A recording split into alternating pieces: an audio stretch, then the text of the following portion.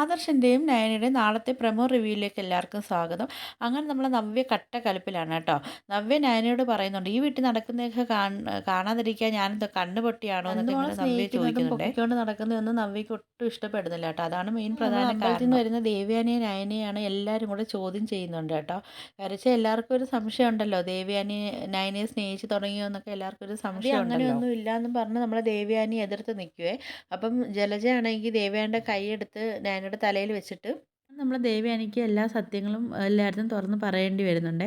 അപ്പോഴത്തേക്ക് ദേവയാനി പറയുന്നുണ്ട്, ഞാൻ ആശുപത്രിയിൽ മരണത്തോട് മല്ലടിച്ച് കിടന്ന ടൈമിൽ എൻ്റെ മരുമോളാണ് എനിക്ക് കരൾ തന്ന് സഹായിച്ചത്. എല്ലാവരും ഞെട്ടലോടെ ആ സത്യങ്ങളെല്ലാം തിരിച്ചറിയുന്നത് ഈ സംഭവങ്ങൾക്ക് ശേഷമാണ് സത്യങ്ങളും എല്ലാവരും അറിഞ്ഞല്ലോ. അങ്ങനെ നമ്മളെ നയനെ ആദർശം കൂടെ നമ്മളെ ചക്കിമോളെയും കൊണ്ട് പുറത്ത് പോകുന്നത് കേട്ടോ. വളരെ സന്തോഷത്തോടാണ് പോകുന്നവർ.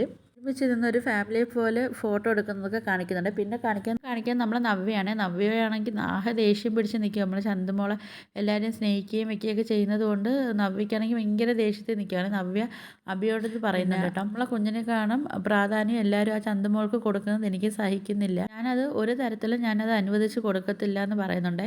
അപ്പം നവ്യ അഭിയെടുത്ത് പറയണേ, ഇന്നേ ദിവസം നമ്മളിവിടെ നിൽക്കാൻ പാടില്ല, നീ വന്നില്ലെങ്കിൽ ഞാൻ പോവും, നമുക്ക് ഒരുമിച്ച് പോവാന്നൊക്കെ പറയും. അങ്ങനെ ഒരു കുഞ്ഞിനെയും കൊണ്ട് പുറത്തോട്ട് ഇറങ്ങുമ്പോഴത്തേക്ക് ഇവരെന്തോ കണ്ട് ഇങ്ങനെ ഞെട്ടി നിൽക്കുന്നതും കാണിച്ചിട്ടാണ് ഇന്നത്തെ പ്രൊമോ റിവ്യൂ അവസാനിച്ചത്. അപ്പോൾ നിങ്ങൾക്ക് എൻ്റെ വീഡിയോസൊക്കെ ഇഷ്ടപ്പെടുകയാണെങ്കിൽ ഒന്ന് ലൈക്ക് ചെയ്ത് ഷെയർ ചെയ്ത് സബ്സ്ക്രൈബ് ചെയ്യണേ.